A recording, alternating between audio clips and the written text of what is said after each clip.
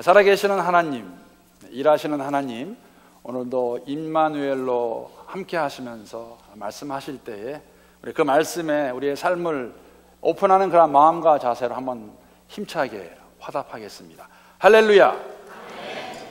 일부가 더 센 것 같아요. 일부는 그냥 많지 않아도 확 나오는데 2부. 3주 전부터 저희가 새로운 시리즈로 우리 교회라는 그런 시리즈 가지고 말씀을 시작했습니다. 지난주에는 사도 바울이 고린도 교회의 그 분쟁의 문제를 가지고 말씀을 나누는데, 오늘은 사실 그 분당하는 것에 대한 그 해법, 본문을 통해서 볼 수가 있습니다. 고린도전서 1장 18절부터 31절까지 말씀, 제가 18절 말씀 먼저 읽도록 하겠습니다. 십자가의 도가 멸망하는 자들에게는 미련한 것이요 구원을 받는 우리에게는 하나님의 능력이라. 기록된 바 내가 지혜 있는 자들의 지혜를 멸하고 총명한 자들의 총명을 폐하리라 하였으니, 지혜 있는 자가 어디 있느냐, 선비가 어디 있느냐, 이 세대의 변론가가 어디 있느냐, 하나님께서 이 세상의 지혜를 미련하게 하신 것이 아니냐.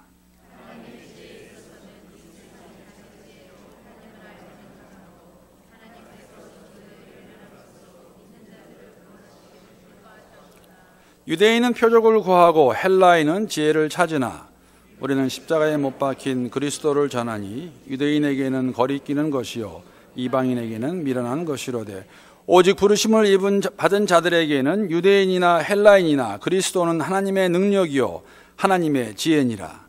하나님의 어리석음이 사람보다 지혜롭고 하나님의 약하심이 사람보다 강하니라. 형제들아, 너희를 부르심을 보라. 육체를 따라 지혜로운 자가 많지 아니하며 능한 자가 많지 아니하며 문벌 좋은 자가 많지 아니하도다.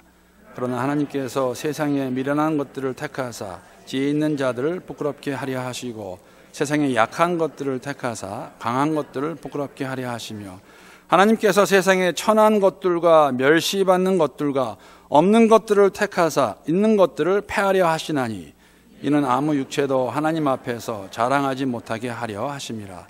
너희는 하나님으로부터 나와서 그리스도 예수 안에 있고, 예수는 하나님으로부터 나와서 우리에게 지혜와 의로움과 거룩함과 구원함이 되셨으니, 기록된 바 자랑하는 자는 주 안에서 자랑하라 함과 같게 하려 함이라. 아멘. 하나님의 말씀입니다. 고린도의 교회의 분열은 언뜻 보면 네 그룹으로 볼 수가 있습니다. 바울파, 아볼로파, 게바파, 더 나아가서 그리스도파라고 볼 수 있지만 실질적으로는 교회는 두 부류로 갈라져 있습니다. 바울을 쫓는 무리와 아볼로를 따르는 그룹 간의 분열이라고 볼 수 있습니다. 고린도전서 3장 4절을 보게 되면은, 어떤 이는 말하되 나는 바울에게라 하고 다른 이는 나는 아볼로에게라 하니 너희가 육의 사람이 아니리요. 두 그룹으로 나눠져 있었습니다. 그런데 이 분당의 주체라고 말할 수 있는, 왜냐하면 고린도교회 성도들이, 고린도교회 교우들이 바울과 아볼로의 이름을 빌려서 이렇게 분당했기 때문에 바울과 아볼로 두 사람의 관계는 그렇지 않았다는 것입니다. 언뜻 보면은 대립의 관계지만은 적어도 바울과 아볼로는 그렇지 않았습니다. 고린도전서 3장 6절을 보게 되면은, 나는 심었고 아볼로는 물을 주었으되 오직 하나님께서 자라나게 하셨나니. 어떠한 의미입니까? 무슨 뜻입니까? 여러분, 이 두 사역자는, 바울과 아볼로는 성령의 인도하심에 따라 그곳에 가서 자기들에게 맡겨진 사명을 잘 감당한 밖에 없습니다. 이 일을 이루신 분은 바울도 아니고 아볼로도 아닙니다. 하나님이 하셨다는 것이죠. 그래서 나는 심었고 아볼로는 물을 주었고 하나님이 자라게 하셨다. 우리는, 바울과 아볼로는 우리의 임무를 감당한 밖에 그 이상도 그 이하도 아니라는 것입니다. 하나님이 하신 것이라는 것이죠. 그런데 이러한 두 사람의 아름답고 정말 협력의 그러한 동역을 아는지 모르는지, 그거는 무관하게 좀 더 단도직입적으로 말씀을 드리면은, 바울과 아볼로는 생각도 하지 않고 있는데 고린도교회 사람들은 자신들을 위하여 이 두 사람의 이름을 빌려서, 제가 지난주에는 빙자했다고 말했습니다. 빙자해서 이 두 사람이 원치도 않고 어쩌면 알고 있지도 못하는 경쟁자의 그러한 모습으로 만들어 놓고 그들은 지금 분당하고 있다는 것이죠. 어찌됐든지 간에 이런 사실을 바울이 듣게 됩니다. 바울이 듣게 되고 고린도 교회에게 편지를 보내는데 가장 먼저 다룬 이슈가 교회 분쟁의 문제입니다. 아무래도 지금 고린도 교회에서는 여러 가지 문제가 많이 있습니다. 그러나 이 문제가 가장 심각하지 않았나. 그대로 놔두게 되면 교회가 어려움에 봉착하게 되고 성도들이 힘들게 되기 때문에 이 문제를 먼저 다룹니다. 이러한 바울의 네 그룹에 대한, 특히 두 그룹이죠. 바울파와 아볼로파. 책망을 보면서 저희가 조금은 의아해할 수 있습니다. 특히 바울을 쫓는 자들, 즉 자신을 쫓다고 말하는 사람들을 책망하는 모습은 그런 질문을 할 수가 있죠. 그렇게까지 책망할 필요가 있었을까? 왜냐하면 그렇지 않습니까? 인간적으로 보았을 때에 바울을 쫓는 사람들의 의미가 뭐냐면은 우리가 당신이 교회를 세운 것을 인정합니다. 그뿐 아니라 사도직도 인정합니다. 그래서 우리가 당신을 중심으로 당신의 이름을 빌려서 지금 모이고 있다는 것이죠. 그런데 이 그룹을 바울이 가장 먼저 책망합니다. 왜 책망합니까? 이러한 분당으로 인해서 분열이 되어서 교회가 어려워지게 되고 성도들이 힘들어지는 것은 하나님이 원치 않으시는 것이기 때문에 그렇습니다. 그것을 누구보다도 잘 알고 있는 사람이 누구냐면은 사도 바울입니다. 그래서 너희가 내 이름으로 모인다 할지라도 이것은 안 되는 일이다. 왜? 하나님의 교회를 해칠 수 있는 일이기 때문에. 교회가 분열되는 것 하나님이 원치 않는다는 것이죠. 그런데 아볼로의 마음도 동일합니다. 아볼로의 마음도 바울의 마음과 같습니다. 아볼로 역시 고린도 교회에 이런 문제가 있다는 것을 모를 리가 없습니다. 어떻게 보면 그걸 너무나 잘 알고 있어서 자신이 다시 만약에 고린도 교회로 돌아가게 되면 더 일이 어려질 것 같아서 그가 돌아가기를 원치 않았는지도 모르겠습니다. 고린도전서 16장 12절에 보게 되면은 형제 아볼로에 대하여는 그에게 형제들과 함께 너에게 가라고 내가 많이 권하였으되 지금은 갈 뜻이 전혀 없으나 기회가 있으면 가리라. 여러분, 이 상황을 지금 어떠한 내용인가를 알기 위해서 이 사실 하나를 알고 계시면 도움이 될 것 같습니다. 지금 고린도 교회의 문제를 바울이 들었습니다. 에베소에서. 그 문제를 다 듣고 문제에 대한 답 아니면 조언, 그것을 쓰고 있는 것이 고린도 전서입니다. 여러분, 고린도 전서를 가지고, 이 편지를 가지고 고린도로 간 사람이 누구인지 아십니까? 디모데입니다. 사실은 그냥 편지만 가져간 것이 아니라 어떻게 보면은 고린도 교회에게 사도 바울은 디모데를 지금 다음 사역자로 추천하고 있어요. 왜 그러냐면은 너희가 디모데를 영접할 때 나를 영접하는 것까지 하라고 말하고 있습니다. 편지를 가져가는 디모데를 보내면서. 그런데 아마도 고린도 교회 교우들은, 성도들은 아볼로를 원했던 것 같습니다. 학식도 많고 설교도 잘한 아볼로를 원했던 것 같습니다. 이것을 바울이 모르지도 않았습니다. 그래서 아볼로에게 권면을 하죠. 내가 고린도에 돌아가라. 여러분, 권면을 한 번 하는 것이 아니라 많이 했습니다. 근데 아볼로는 가지 않는 것이에요. 왜 가지 않았을까? 아볼로 역시 만약에 자기가 고린도에 다시 돌아가게 되면 고린도 교회 사람들이 자신을 중심으로 더 뭉칠까 봐, 그래서 교회가 어려워질까 봐 극구 사양합니다. 가지 않겠다고 말하는 것이죠. 그리고 더 나아가서 이러한 것으로 인해서 만약에 자신과 바울의 관계가 더욱더 만약에 이상해지게 된다면은 그것은 있을 수 없는 일이기 때문에 아볼로는 고린도 교회로 돌아가는 것을 사양했습니다. 너무나 다른 생각 아닙니까? 고린도 교회 성도들은 어떻게든 분당을 지어서 본인이 원치 않는 바울과 아볼로의 이름을 가지고 분열하고 있는데 당사자들은 생각도 안 해요. 당사자들은 지금 서로를 배려하고 있습니다. 왜 이들이 이러한 마음을 가졌을까? 왜 바울과 아볼로에게는 이러한 마음이 있었을까? 왜 그랬을까요? 대답은 간단합니다. 고린도 교회가 하나님의 교회이기 때문입니다. 바울의 교회도 아니고 아볼로의 교회도 아닙니다. 더더군다나 게바의 교회도 아닙니다. 더더군다나 그리스도파라는 그 사람들, 자신들이 영적으로 더 낫다고 생각하는 그러한 무리들의 교회도 아닙니다. 여러분, 고린도 교회는, 모든 교회는 하나님의 교회입니다. 그러기에 바울과 아볼로의 마음은 하나입니다. 디모데가 가서 새로운 사역자로 교회를 섬기든지 간에, 아볼로가 다시 돌아가서 교회를 목회하든지 간에, 아니면 바울이 직접 가서 교회를 목회하든지 간에 그들의 목적은 하나입니다. 무엇입니까? 교회를 바로 세우기 원하는 것입니다. 왜? 교회는 하나님의 교회이기 때문입니다. 바울의 이런 생각과 마음은 어디서 왔을까요? 그의 이러한 마음과 생각, 지금 고린도 교회에서 분당하는 자들의 마음과 생각과 다른 이유가 무엇이고 왜 이렇게 다를까요? 이 질문에 대한 대답은 18절에 나와 있습니다.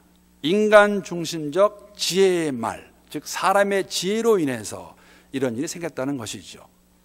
오늘 본문을 시작하면서 사실 지난주에 봤던 본문의 마지막 17절 말씀을 먼저 잠깐 말씀을 드려야 되겠습니다. 우리 고린도전서 1장 17절 말씀 함께 읽도록 하겠습니다. 시작.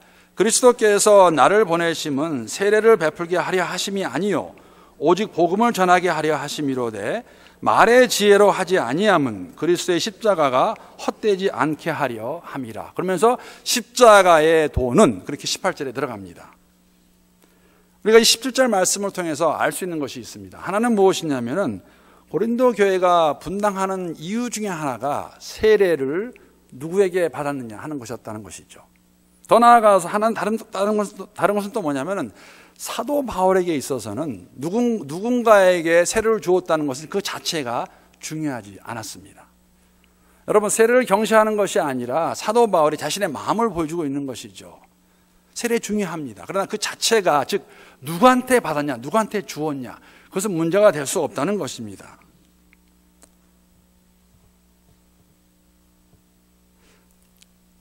제가 이런 말씀 드리면 항상 제 생각 가운데 이런 것을 좀 나누겠다는 그런 마음이 있습니다. 왜냐하면 잘못하면 오해할 수 있어요.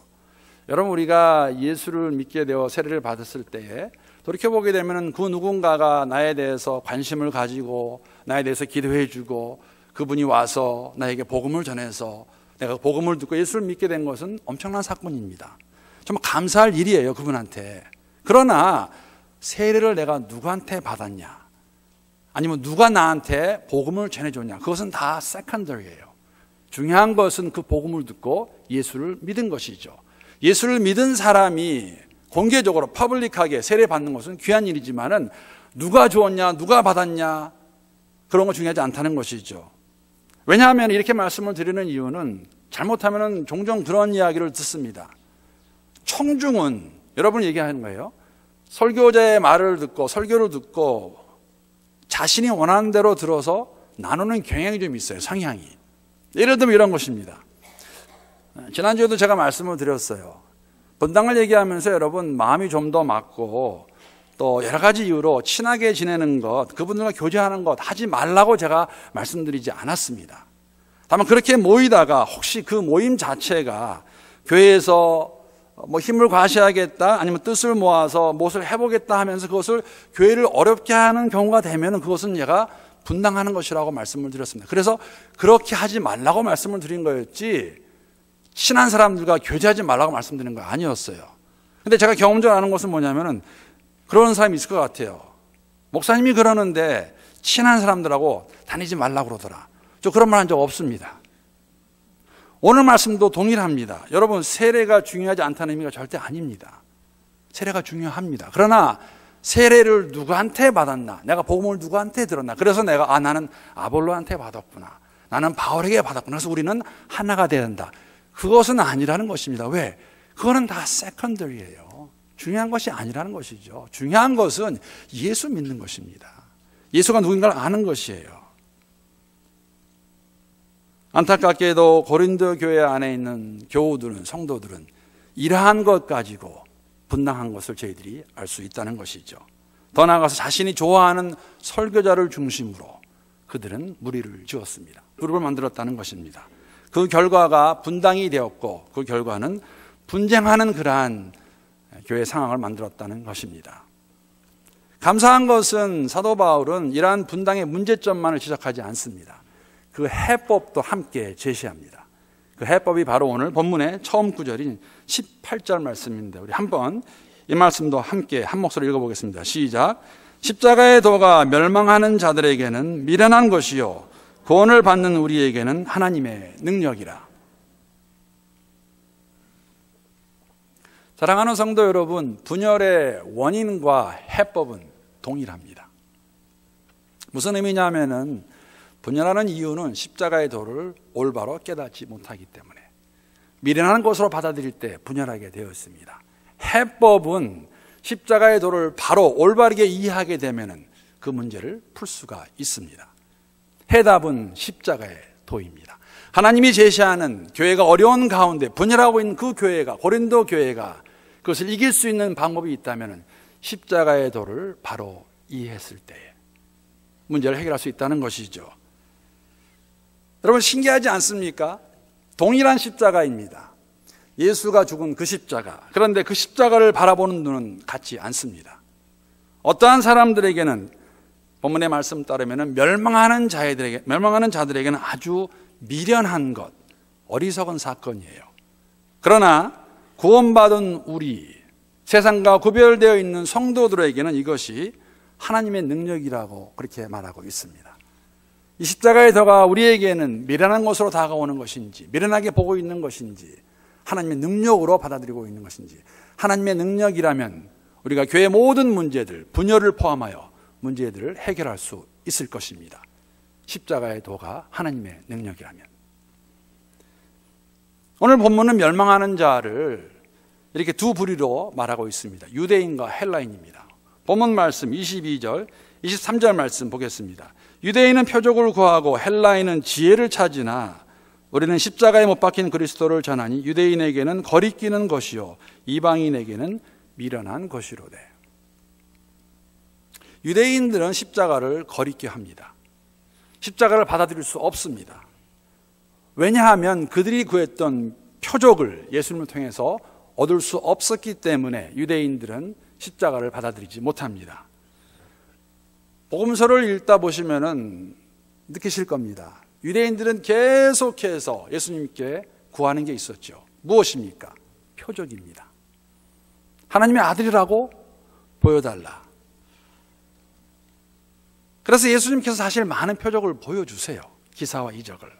하나님의 아들이기에 또한 아파 고생하는 자들을 보았을 때 그들을 측은히 여기는 마음으로 예수님께서 기사 이적을 많이 행하십니다. 그런데 이들은 그것을 받아들일 수 없고 만족할 수 없지요. 심지어는 마지막에 십자가에 돌아가신 예수를 보고 뭐라고 말합니까?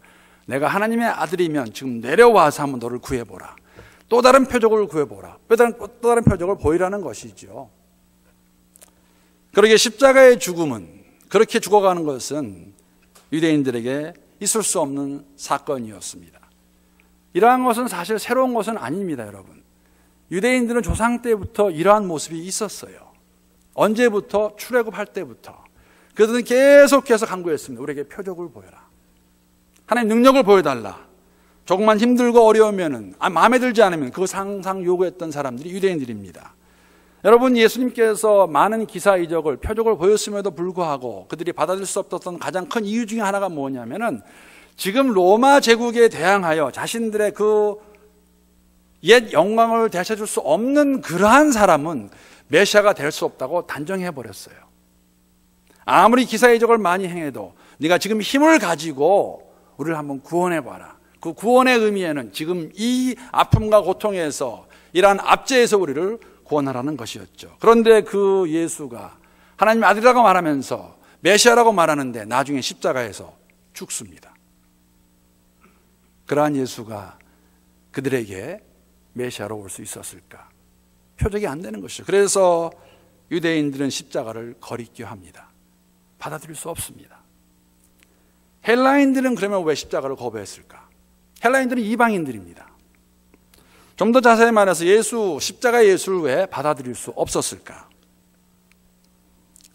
여러분, 헬라인들은 지혜를 자신들의 최고의 가치로 여겼던 사람들입니다. 세상적인 사람의 지혜, 철학적 지혜 속에서 만물의 근원을 밝힐 수 있다고 믿었고, 모든 인생의 문제를 지혜를 통해서 해결할 수 있다고 믿었던 사람들입니다. 그런데 예수라는 자가 와서 십자가의 죽음으로 해결할 수 있는 것이 무엇이 있을까? 자신의 지혜로 그것을 보았을 때 이해할 수 없는 부분이었죠. 그래서 그들은 십자가의 도, 예수를 거부합니다. 떠나가서 여러분, 헬라인들은 부활을 믿지 않던 사람들이에요. 그래서 그들은 이 헬라 사람들, 그리스 사람들이에요. 그리스 그 신화 있지 않습니까? 그런 신화에 등장하는 신들과 같은 어떤 강력한 특징이나 힘이 없어요. 더군다나 어떻게 존경받는 사람이 어떻게 십자가에 죽을 수가 있습니까? 이해가 안 되는 것입니다. 십자가의 죽음은 승리가 될 수 없고 그들의 지혜로 보게 되면 십자가의 죽음은 패배의 상징입니다. 어떻게 신이라는 자가 이 땅에 와서 이렇게 어처구니 없이 십자가에 죽임을 당할 수 있을까? 정말 미련한 짓이다. 미련한 행동이다. 그래서 그들은 자신의 지혜를 가지고 이러한 예수의 삶과 사역을 기준 미달로 취급하고 예수의 그 사건을 미련한 사건으로 본다는 것이죠. 유대인들과 헬라인들의 관점입니다. 그러나 이렇게 어리석고 미련하다고 생각하는 그 십자가의 도가 믿는 자들, 여러분과 제게는 하나님의 능력이라고 사도 바울은 담대하게 선포합니다. 왜 그렇습니까? 그 십자가가 있었기 때문에, 예수가 와서 그 십자가에 돌아가시기 때문에 그 죽음으로 인하여서 여러분과 제가 하나님의 선물인 그 구원을 은혜로 받았기 때문에, 사람들의 눈으로 볼 때는, 사람들의 지혜로 볼 때는 어리석은 일입니다. 어떻게 신이 죽을 수 있는가? 그러나 그 죽음이 있기에 우리에게 하나님 살아계심이 증명이 되고 그리스도 예수 안에서 구원이 있기 때문에 그것을 보여주면서 십자가의 도가 멸망하는 자들에게는 미련한 것이지만은 여러분과 제게는 하나님의 능력이라고 사도 바울은 담대하게 선포합니다. 십자가의 도입니다. 말씀드린 것 같이 지금 고린도 교회의 분쟁을 막을 수 있는 방법이 있다면, 해법이 있다면 이 십자가의 도를 바로 이해하는 것이라고 말씀을 드렸습니다. 여러분, 분쟁의 원인이 무엇입니까? 왜 분당합니까? 세례를 누가 짓냈냐가 중요합니까? 내가 누구의 말을 듣고 예수를 믿은 것이 중요합니까? 아니죠. 예수 믿는 게 중요하지요. 그러면 왜 이 사람들은, 이 교회 안에서 분당하는 사람들은 이렇게 힘을 발휘하기 원할까? 왜 분당하는 것일까? 힘을 발휘하기 위해서. 힘을 발휘하기 위한 목적이 무엇일까? 아마도 그들의 마음 가운데는 그들이 힘을 발휘할 수 있다면, 영향력을 발휘할 수 있다면, 우리가 만약에 기득권을 장악할 수 있다면 교회를 더 부흥시킬 수 있을까 하는 그런 마음이 있는지도 모르겠습니다. 그런데 여러분, 이 방법은 예수의 방법이 아닙니다. 이 방법은 십자가의 도가 아니라는 것이죠. 십자가의 도는 여러분, 십자가까지, 죽기까지 순종하시는, 섬기는 모습이에요. 우리가 교회에서 영향을 발휘하려면 여러분, 섬김으로 보여주셔야 돼요. 왜? 그 모습이 예수의 모습이고 그 모습이 십자가의 도이기 때문에, 그 십자가의 도가 하나님의 능력이라고 저희들에게 말하고 있습니다. 내가 잘나서, 내가 힘이 많아서, 내가 똑똑해서 한다면 여러분, 그러한 우리를 하나님께서 부르셨을까? 오늘 본문은 아니라고 말합니다. 오늘 본문 말씀 26절 말씀입니다.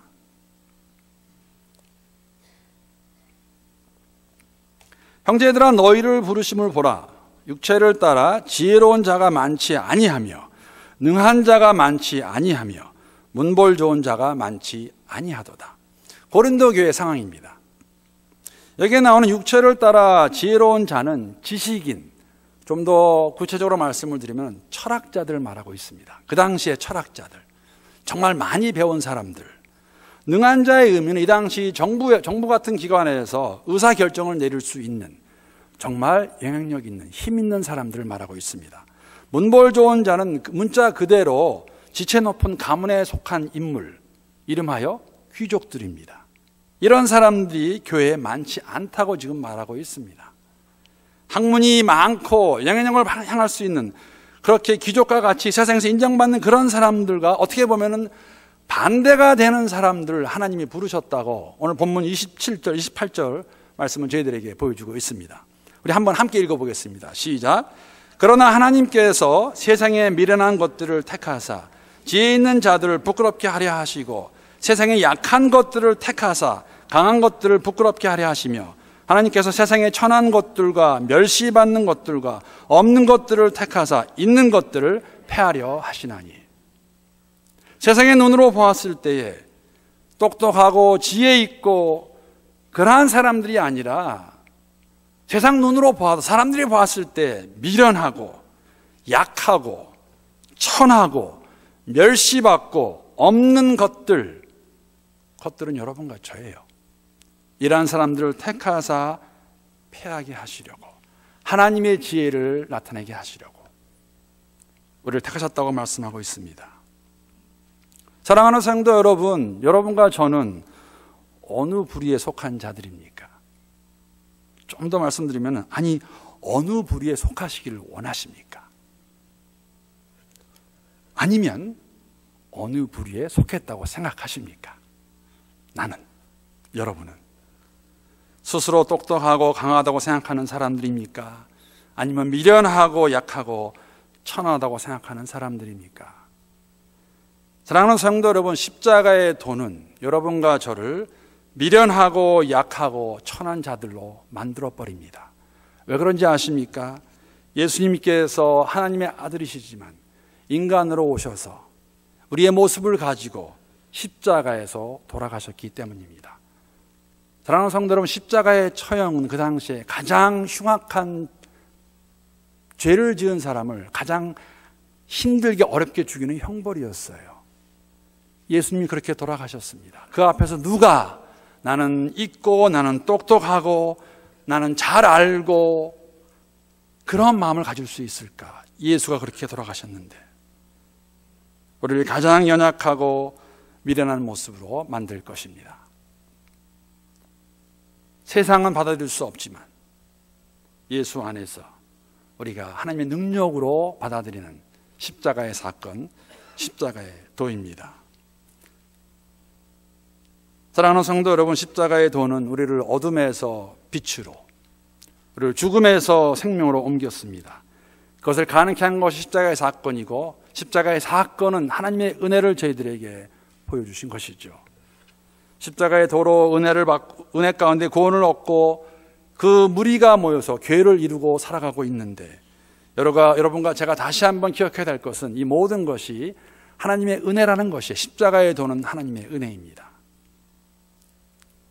19세기 설교자 중에서 가장 뛰어났다고 그렇게 말하는 설교자가 찰스 스펄전 목사님이십니다. 그 목사님이 하나님의 은혜를 이렇게 본인이 말씀하셨어요. 본인이 천국에 가게 되면 세 가지를 보고 놀랄 것이다 라고 말씀하십니다. 첫 번째는 뭐냐면은 그토록 찾던, 기다리고 기다리던 그러한 분들을 거기서 만나게 됐을 때 얼마나 기쁨이 넘칠 것인가. 첫 번째 놀라움입니다. 두 번째는 본인이 생각하기에 천국에서 만날 일은 절대 없다고 생각했는데 그런 분이 거기 계시는 거예요. 그래서 보고 놀랄 것이라고, 충격을 받게 될 것이라고 말하고, 세 번째 마지막으로 놀랄 것은 제 자신이, 본인이, 스펄전 목사님이 하나님의 은혜로 천국에 와 있다는 그 순간, 그것을 깨닫는 그 순간에 감격이요 말문이 막힐 것이라고 말하고 있습니다. 여러분과 제가 이해하는 하나님의 은혜가 이런 은혜인지 모르겠습니다. 야, 나같이 미련하고 천하고 없고 이러한 자를 십자가의 도로, 예수의 공로로 구원해 주셨구나. 하나님의 은혜입니다. 전적으로 우리의 구원이 십자가의 도로 인한, 십자가 예수로 인해 이루어진 것임을 안다면 우리가 교회 안에서 지금 고린도 교회가 가지고 있는 분쟁의 모습, 스스로 지혜가 있다, 강하다, 잘났다고 말하면서 나아가는 것으로 인해서 분당이 되고 어려우는 모습이 오늘날 우리 교회 안에 있을까? 여러분, 고린도 교회 안에는 그런 모습이 있었습니다.